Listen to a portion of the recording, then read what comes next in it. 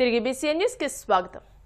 కడప ప్రకాష్ నగర్ లో గంజాయి ముఠాపై చిన్న చౌక్ పోలీసులు మెరుపు దాడులు నిర్వహించారు. ఈ సందర్భంగా 2 కిలోల గంజాయితో పాటు కటిగండ్ల రమేష్ బాబు, చిలకల చాన్ బాషా అనే 2 నిందితులను అరెస్ట్ చేసి కోర్టులో హాజరుపరిచి రిమాండ్కు తరలించినట్లు అడిషనల్ ఎస్పీ ప్రకాష్ బాబు, ఇన్ఛార్జ్ ఎస్టీపీఓ బాలస్వామిరెడ్డిలు తెలియజేశారు. ఒడిశా సరిహద్దు ప్రాంతం నుండి గంజాయి కొనుగోలు చేసినట్లు విచారణలో వెల్లడైనట్టు తెలియజేశారు. ముఖ్యంగా గంజాయి గురించి మనము చాలా ఎఫర్ట్స్ చాలా రకాలుగా మనం ఇన్ఫర్మేషన్ కలెక్ట్ చేయడం జరుగుతూ ఉంది. చాలామందిని మనం పట్టుకోగలుగుతున్నాము. అందులో భాగంగానే ఈ కటిగండ్ల రమేష్ బాబు అనే అతను ప్రతి నెల ఒకసారి ఒరిస్సా బార్డర్లోని విలేజెస్కి వెళ్ళి అక్కడ తన పరిచయం ఉన్నటువంటి 2 వ్యక్తుల నుంచి 2-3 కిలోలు ప్రతిసారి తీసుకొచ్చి ఇక్కడ వాళ్ళ అసోసియేట్స్ అయినటువంటి కొంతమందికి ఇచ్చేయడం జరుగుతూ ఉంది, అమ్మడం జరుగుతూ ఉంది. దీంట్లో అక్కడ ఇతను కొని కిలో 3 నుంచి 5,000 రూపాయలకు కొని ఇక్కడ 25 నుంచి 30,000 రూపాయలకు అమ్ముతున్నాడు. అంటే దాదాపు 1 కిలో మీద ఇతనికి 20,000 రూపాయలు దాదాపు లాభం వస్తూ ఉంది. ఇది సైలెంట్గా సీక్రెట్గా ఎన్నో రోజుల నుంచి జరుగుతూ ఉంది. దీని మీద మన టీము బాగా నిఘా పెట్టి మూమెంట్స్ అన్నీ వాచ్ చేసి రెడ్ హ్యాండెడ్గా ఈ గాంజాని ఒరిస్సా నుంచి కడపకు తరలిస్తుండగా పట్టుకోవడం జరిగింది. దీంట్లో ఈ చాన్ బాషా అనే అతను సీకే దిన్న మండలం ఇందిరానగర్లో ఉంటాడు. ఈ రమేష్ బాబు తీసుకొచ్చి ఈ చాన్ బాషాకి ఇస్తే చాన్ బాషా దాన్ని చిన్న చిన్న ప్యాకెట్స్ చేసి మనకు కడప చుట్టుపక్కల ఉన్నటువంటి కన్జ్యూమర్స్ ఎక్కడైతే ఉన్నారో వాళ్ళందరికీ కూడా సప్లై చేయడం జరుగుతూ ఉంది. దీంట్లో ఈ ఒరిస్సాకు సంబంధించినటువంటి వ్యక్తులు 2 ఉన్నారు. వాళ్ళని కూడా మనం ట్రాక్ చేసి అరెస్ట్ చేయడం జరుగుతుంది. అలాగే ఇంకా ఎవరైనా దీని కింద చిన్న చిన్న రీటైల్గా కన్జ్యూమర్స్ ఎవరైనా ఉంటే కూడా వాళ్ళందరికీ కూడా కౌన్సిలింగ్ చేయడం జరుగుతుంది. అలాగే డీ అడిక్షన్ సెంటర్కి తీసుకెళ్ళి వాళ్ళ తల్లిదండ్రులకు కూడా ఇన్ఫార్మ్ చేసి వాళ్ళు ఈ గంజాయి బారిన పడకుండా చూడడానికి శాయశక్తులా ప్రయత్నిస్తాము.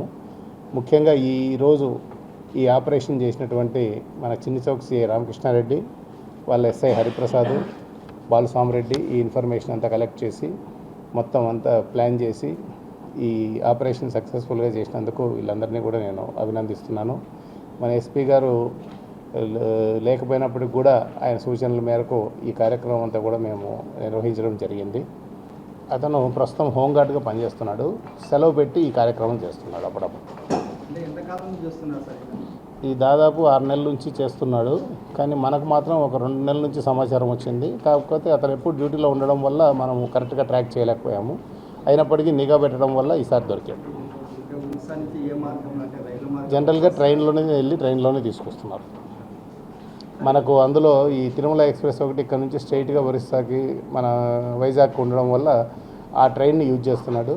దీంట్లో ముఖ్యంగా మనం గమనించాల్సిన విషయమే, ఇతను ట్రైన్లో తీసుకొచ్చేటప్పుడు చాలాసార్లు చెకింగ్ కూడా జరిగింది. కానీ ఇతన్ని పట్టుకోలేకపోయారు. మిగతా వాళ్ళని పట్టుకున్నారు కానీ వీళ్ళని పట్టుకోలేకపోయారు. ఎక్కడ మిగతా చోట్ల నంద్యాలలో కానీ ఇంకో చోట కానీ. దీనికి కారణం ఏమంటే దీని మీద ఈ గంజా ఉంది కదా, ఈ గంజా మీద బెల్లము, మల్లెపూలు ఇలాంటివి పెట్టి ఇప్పుడు చూడండి, మీరు గమనించండి, ఈగలు ముసిరాయి.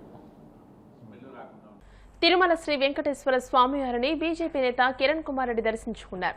వీఐపీ విరామ దర్శన సమయంలో స్వామివారి సేవలో పాల్గొని మొక్కులు చెల్లించుకున్నారు. దర్శనానంతరం వీరికి రంగనాయకుల మండపంలో వేద పండితులు వేద ఆశీర్వచనం అందించగా ఆలయ అధికారులు స్వామివారి తీర్థప్రసాదాలను చేసి పట్టువస్త్రంతో సత్కరించారు. జనసేన అధినేత AP deputy CM Pawan Kalyan press meet పై బీఆర్ఎస్ నేత మాజీ మంత్రి జగదీష్ రెడ్డి తీవ్ర స్థాయిలో స్పందించారు. పవన్ మాటలు అర్థం లేనివని, తెలివి తక్కువగా మాట్లాడడం సరికాదని హితవు పలికారు. తెలంగాణలో కాంగ్రెస్ ప్రభుత్వం పవన్ కళ్యాణ్ కలిసి ఒక పెద్ద నాటకానికి తెరలేపారని ఆయన ఆరోపించారు. తెలంగాణ నవ నిర్మాణ సంకల్ప సభకు రాష్ట్ర ప్రభుత్వం ఆంక్షలు పెట్టడం వెనుక పెద్ద కుట్ర ఉందని జగదీష్ రెడ్డి అనుమానం వ్యక్తం చేశారు. కాంగ్రెస్ పార్టీ జనసేన మధ్య ఉన్న మ్యాచ్ ఫిక్సింగ్ ఈ ఘటనతో తెలంగాణ ప్రజలకు స్పష్టంగా అర్థమవుతుందని ఆయన సంచలన వ్యాఖ్యలు చేశారు. పవన్ మాటలు ఇంకా ఇమ్మెచ్యూర్గానే ఉంటున్నాయి. లేని దాంట్లో గాల్లో శూన్యంలో ఏదో ఊహించుకొని ఏదో మాట్లాడేసేసి ఆయనను ఎవరో ఏదో అన్నాడని చెప్పి ఎవరో ఏదో మాట్లాడితే అనామకులు ఎవరి గురించి మాట్లాడుతున్నాడో చెప్పాలి ఆయన. మొత్తం తెలంగాణ ప్రజలకు వ్యతిరేకంగా మాట్లాడినట్టు మాట్లాడి ఈ తెలివి తక్కువ మాటలు మాట్లాడడం మంచిది కాదు. సినిమా డైలాగులు మాట్లాడి ఇష్టం వచ్చినట్టు మీ గురించి ఎవరు మాట్లాడితే వాని గురించి మాట్లాడు. తెలంగాణ ప్రజలు మీకు బోవ పెట్టారు, తెలంగాణ ప్రజలే మిమ్మల్ని జాదిండ్రు. ఇవాళ మీ పెరుగుదలలో మీ ఎదుగుదలలో ప్రతి ఇంచు తెలంగాణ ప్రజల దయ, తెలంగాణ ప్రజల దాక్షిణ్యం. మీరు దాన్ని వదిలిపెట్టి ఎవరో ఏదో అన్నాడని చెప్పి అసలు ఇవన్నీ చూస్తే మనకు కనిపిస్తుంది వీళ్ళిద్దరు మ్యాచ్ ఫిక్సింగ్ తోని ప్రజల్ని మోసం చేస్తున్నారు. కాంగ్రెస్ పార్టీ పవన్ ఇద్దరు కలిసి ప్రజా సమస్యల్ని పక్కదారి పట్టించే పద్ధతుల్లో తెలంగాణ ప్రజల్ని మోసం చేయడం కొరకు ఆడుతున్న డ్రామాలు తప్ప ఇంకోటి కనబడతలేవు మాకు ఇందులో. ఎందుకంటే ఎవడు బాధ్యత కలిగినోడు పడగలి. ప్రభుత్వం ఒకవేళ అనుమతి ఇవ్వకపోతే అది ప్రభుత్వ చేతకంతాను. ఆఫ్టర్ గా పవన్ కళ్యాణ్ వస్తే మీటింగ్ పెట్టుకుంటే శాంతి భద్రతల సమస్య వస్తుందా? ఏం తెలివి తక్కువ ఇది. ఈ ఒక రాష్ట్రానికి ఆపడం అనేది ఏమంతో కాదు. ఇంకా ట్రంప్ ఇన్ని ఆంక్షలు పెట్టినా అక్కడికి అవతలేరిపోతూనే ఉన్నారు. ఈ తెలంగాణ నుంచి ఆంధ్ర నుంచి తెలంగాణ పోవడానికి ఎవడు ఆపలేడు. కానీ ఎవడు ఆపినోడు కూడా లేడు. ఇవి కావాలని చెప్పి ఇవాళ ఈ రాష్ట్రంలో ఉన్న సమస్యలు, రైతుల సమస్యలు, యువకుల సమస్యలు, నిరుద్యోగ సమస్యలు, విద్యార్థుల సమస్యలు, హాస్పిటల్ సమస్యలు, వీటన్నిటి నుంచి పక్కదారి పట్టించడం కొరకు ఆడుతున్న డ్రామా తప్ప ఇంకొకటి లేదు ఇక్కడ. ఇంకొకటి ఆయన ఇంకో తెలివి తక్కువ మాట మాట్లాడాడు.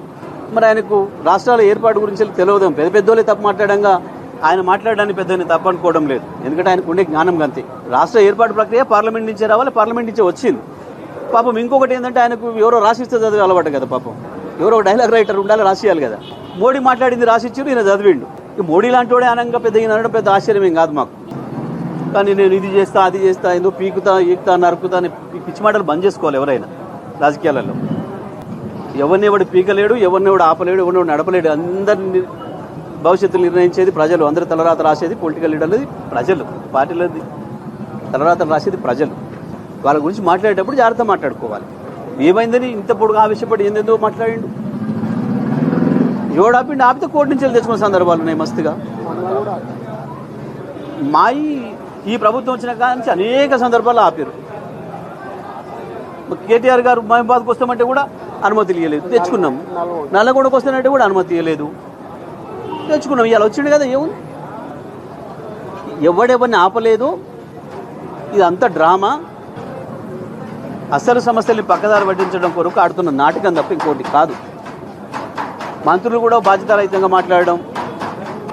ఎవరిని ఎవడు ఆపుతాడు, తిరగకుండా ఆపుతాడు. అవుతుందా? ఇది తెలంగాణ ఉద్యమ సందర్భంలో ఎవరు మాట్లాడలే, మేము ఉద్యమకారులు కూడా మాట్లాడలే. ఆ రకంగా ఎవరో బాధ్యత లేనో లేదో అన్నారని చెప్పి వాళ్ళని అడ్రస్ చేయకుండా, పేరు అడ్రస్ చేయకుండా మీరు అనే మాట్లాడింది తెలంగాణ ప్రజలనా? ఓ బాధ్యతాయుతమైన పదవిలోకి వచ్చినప్పుడు ఆలోచించి మాట్లాడాలి ప్రతి పదం కూడా. ఎవరికని రాదు, మాకు అనరాదా? అంతకంటే పెద్దగా మాట్లాడొస్తుంది అట్లా కాదు కదా. బాధ్యత ఉండాలి కదా. ఏదో ఆయన వెడుతుండు, ఈయన ఆపినట్టు, నేను లేసని సంగతి చెప్తా అని ఎవడు అని వెనకట అన్నాడని ఇప్పుడు అన్నాడు. ఇవన్నీ నాటకాలు తప్ప ఇంకోటి కావు. ఇవి ప్రజల సమస్యలకు సంబంధించినవి కావు. ఈ సమస్యలు ఇప్పుడు ఇవాళ తెలంగాణలో ఇమ్మీడియట్గా ఉన్న సమస్యల్ని పక్కదారి పట్టించడం కొరకు కాంగ్రెస్ పవన్ కలిసి ఆడుతున్న నాటకాలు తప్ప ఇంకోటి కావు. వార్తలు ముగించే ముందు ముఖ్యాంశాలు మరోసారి. 2027 గోదావరి పుష్కరాలను అట్టహాసంగా నిర్వహించారని సీఎం చంద్రబాబు ఆదేశం. పుష్కరాల నాటికి పోలవరం ప్రాజెక్టు పూర్తి చేస్తామని వెల్లడి. ప్రభుత్వ వైఫల్యాలపై ఈ నెల 4వ తేదీ నుండి 12వ తేదీ వరకు వైసీపీ ఆధ్వర్యంలో రాష్ట్ర వ్యాప్తంగా ప్రజా ఆందోళనలు. శాసనమండలి విపక్ష నేత బొత్స సత్యనారాయణ స్పష్టీకరణ. తిరుమల శ్రీవారిని దర్శించుకున్న బీజేపీ నేత కిరణ్ కుమార్ రెడ్డి. ఆలయ మర్యాదలతో స్వాగతం పలికిన అధికారులు. పవన్ కళ్యాణ్ వ్యాఖ్యలపై స్పందించిన బీఆర్ఎస్ నేత జగదీష్ రెడ్డి. తెలంగాణలో కాంగ్రెస్ జనసేన మధ్య మ్యాచ్ ఫిక్సింగ్ ఉందని ఆరోపణ. ఈ వార్తలు ఇంతటితో సమాప్తం. మరిన్ని వార్తల కోసం BCN digital YouTube channel, Facebook page ని ఫాలో అవ్వండి. అప్డేటెడ్ వార్తల కోసం ప్లీజ్ సబ్స్క్రైబ్.